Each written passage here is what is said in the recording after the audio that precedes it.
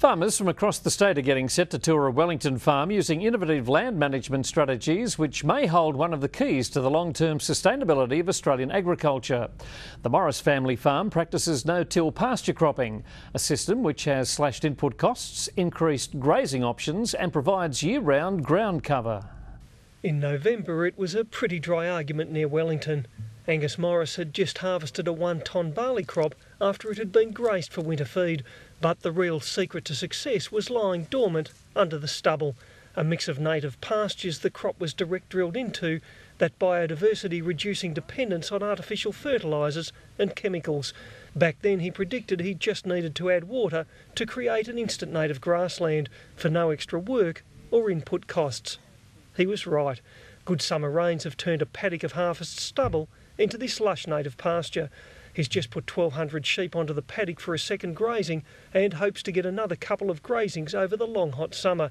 And as the sheep eat, his paddock just becomes more sustainable. From the soil health point of view, we've got this living grass on top of the ground, and that's providing an environment for biology to exist. It's providing ground cover, and every time it rains, it's going to keep growing. The native grasses create a functioning system, giving life to this paddock in just 3 years, a quick and dramatic change. Just doing the right techniques, the pasture cropping and no-kill cropping, which are removing the herbicide, removing some of the costs, and just letting nature do what it wants to do, but being in a position to make some money from it. The system also creates options. This paddock could be grazed throughout the year, or a cash grain crop could be planted. Right next door it's a different story. The Maurices are using this paddock to benchmark themselves, direct drilling in a conventional chemical no-till operation.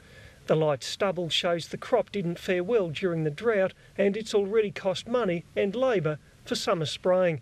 It's a higher risk venture. In a good year, higher crop yields could pay off, but each year grazing profits are drastically reduced. Over the next 5 years, we're looking to draw the comparisons, financially and ecologically, and also from a people side of things. It is bloody enjoyable walking around in a grassland compared to a stubble paddock. It does make you feel better.